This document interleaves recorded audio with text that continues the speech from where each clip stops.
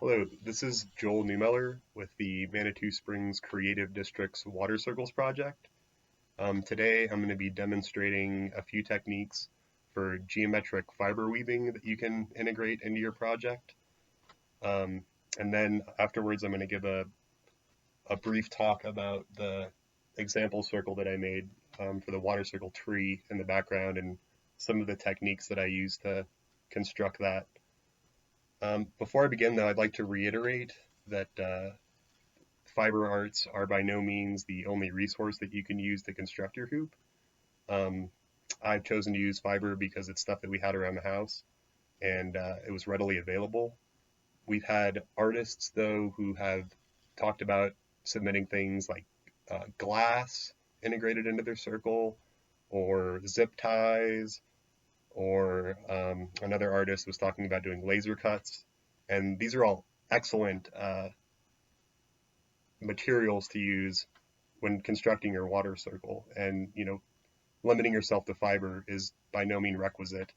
And so feel free to explore the resources that you have available to you when constructing your water circle. Before I begin building my water circle, I went ahead and made a quick proof of concept sketch for the direction that I want to take when building this. And my idea for this example is to build a scaffolding that'll act as a backdrop that I can then incorporate additional wave patterns kind of on top of it as a foreground element. So this is sort of what I'm going to be going for, and it's a good starting point, and it helps me kind of get direction for my process. So I have 3 different skeins of yarn that I'm going to begin with. I have a beige and then sort of a gray color, and then blue with grays mixed into it. And my first step will be to measure out different lengths of yarn that I can cast onto my hoop. To begin constructing my hoop, I'm going to take my first skein of yarn, which is my beige, and I'm going to measure the length of the hoop twice. So I'll run it across the diameter and then run it back to the other side. And I'm going to leave myself a few inches on this side so that I have plenty of room to tie on. And then I'll cut this one.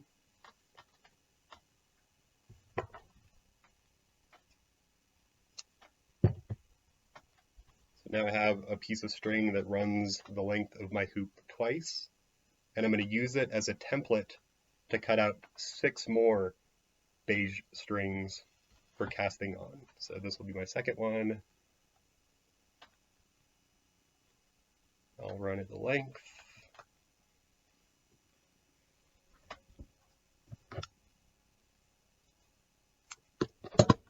Now I have 2 pieces that are of the same length to cast onto my hoop. Once I have all my lengths cut, I'm going to begin my hoop by casting on, which was illustrated in the instructional videos that we have uploaded, I believe. So this is cast on to the front of the hoop, and I'm just going to repeat that for each 6 sections for all 3 skeins. Using the template I created as a guide, I defined those base regions that you can see where I tied on by repeating the casting on process for each of the segments of strings. So I have basically 3 starting regions. And on this third one, I actually ended up adding 3 more sections because this blue is, I want it to be a dominant color since kind of lighter colors and blues are the focus for our color schemes. So just to kind of accentuate this region on this side. So then I'll begin by tying on my primary section, so this beige section right here. And I think I'm going to start from the center, or approximately the center.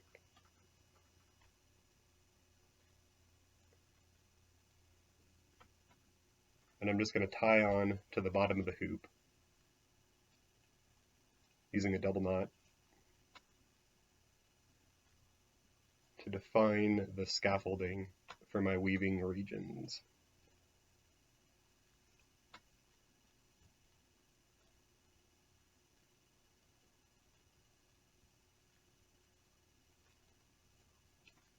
So I have one down, and I'm going to just keep running this through until I get this main region defined.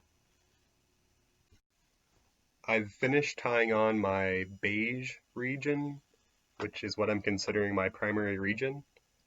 It's pretty tight, but I didn't make it ultra taut, mostly because the tighter you make it, it can start to deform the circular shape of the hoop and turn it more egg shape, and I kind of wanted to keep it a circle. So now that I have this primary region defined, I'm going to take my secondary region, which is this kind of grayish color, and just start weaving. So to begin, I'll go over, and then under, over, under, over, under, and then tie it off on the opposite side.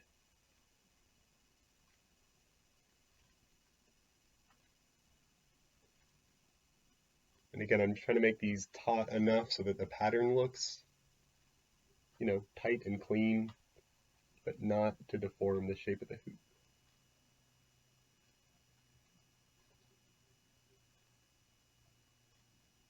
And then when I get to my second band, to create that kind of weaving pattern, I'm just going to go the opposite of whatever I did on the one preceding it. So this time I'm going to go behind, and then over, and then behind, over, behind, over, and then tie it off. And I do kind of like that tapering look in my drawing, and so I'm going to try to capture some of that in the hoop as I go.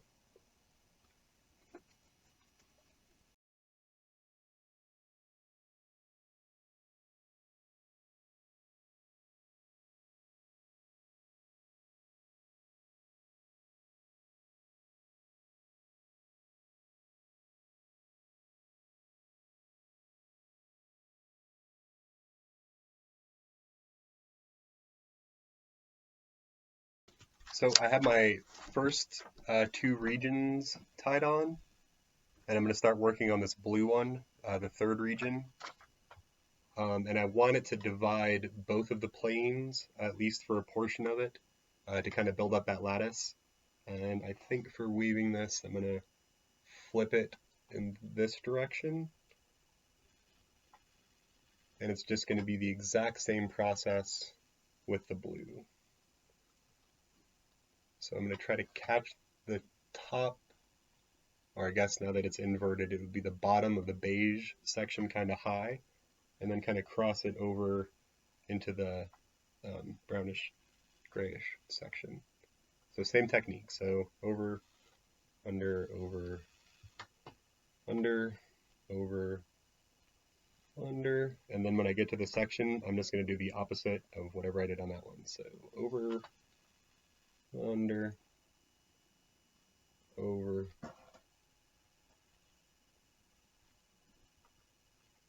and something like that. And I'll tie it off.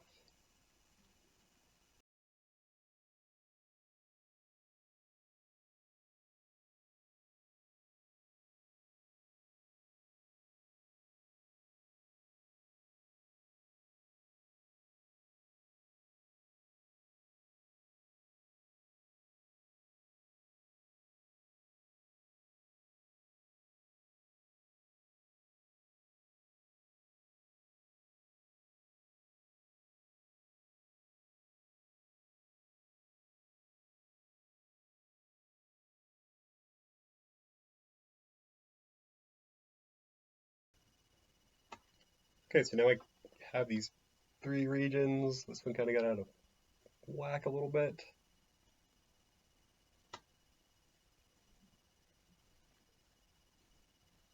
So I'll probably need to tape on some of the sides, but I kind of like the geometry that it's forming.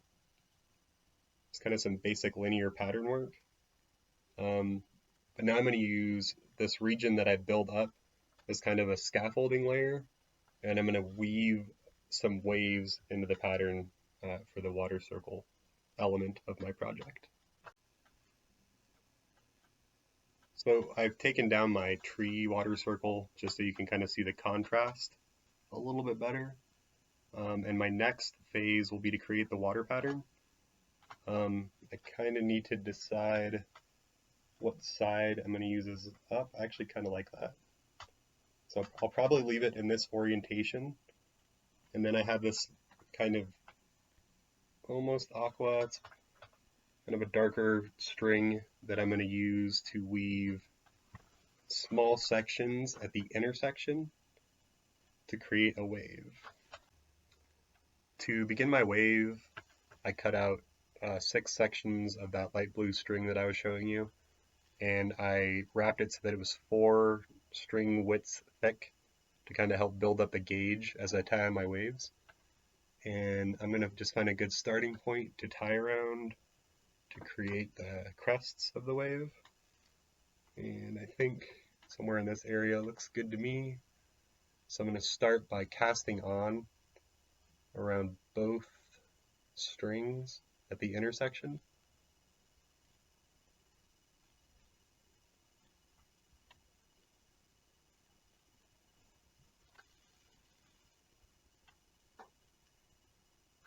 And then I need to define the length of my wave, and I think 2 is probably good. I think that will read well.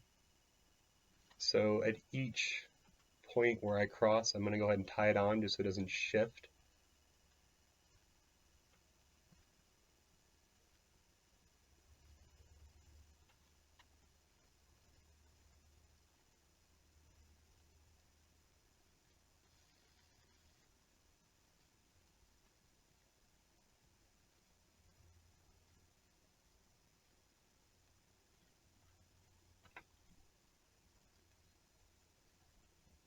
And I'm going to try to keep that same length for the next one so that it's relatively symmetric.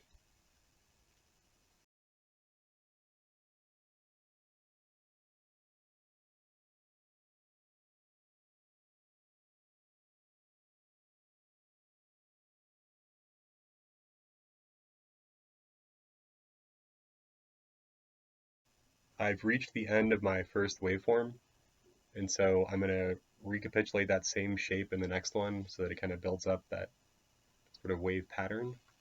So I think I'm just going to offset this like 1 spot down from the previous one. Then do the same thing where I cast it on.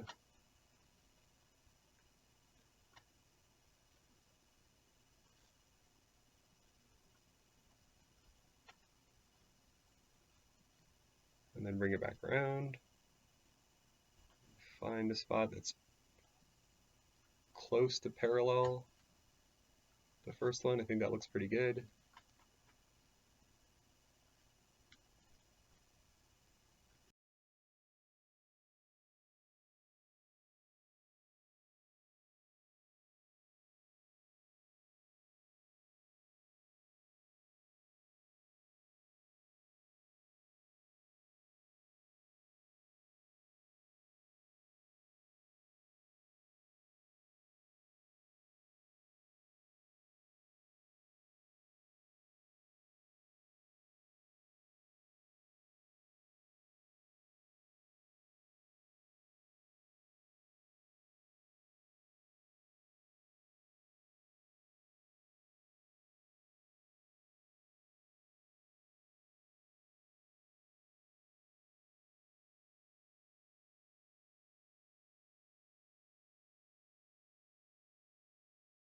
This is where I'm headed with my water circle, my geometric water circle. I hope it kind of makes sense. You can see how I created those waves. And I think I'm probably going to end up doing a couple more wave sections, maybe in this area and down here, but it's just going to be a repetition of the same technique that I had already used. It's going to fill in the space a little bit more to create some more water. I'll post the final photographs of it on the Manitou Springs Creative District's website. And I think it's kind of what I'm going to end up going for, but look for the final product on the Manitou Creative District's website. This was the tree that I made as my project for my primary water circle, and I just wanted to talk about a few elements of it. So the way that I started it was just like this example where I cast on 6 different thicker sections of string near the base, and then I started bringing them up to a point. It's about 3/4 of the way from the top of the circle, and I use that for the trunk of my tree. Then I split those sections outward from it. You can kind of follow the primary ones, but those just got tied onto the end for each of my different sections. And then as I wound it, I started adding more branches that kind of fill in the space that was missing. The base of the tree, if you look at our tutorial videos, was constructed using a macrame knot. So all it is a larger macrame knot at the base and then a thinner macrame knot at the top. And then each of the individual branches were wound using the side knot technique. And then at various, kind of randomly, I wove in some bead work that we had lying around the house. And then the last element is the water circle part, which were just recycled water bottles that I'd cut apart and then wove around and tied them to the tree. And actually the water bottles themselves, so this is all tension based, there's no wire, anything other than fabric, but the water bottles helped me create those nooks in the tree. So you can kind of see how like it goes up at an angle and then follows the arc and then goes back down. I just kind of use the weight of the form to create those elements. But that's basically how I constructed it. Just some time and a lot of knotting. Good luck on your water circle adventures.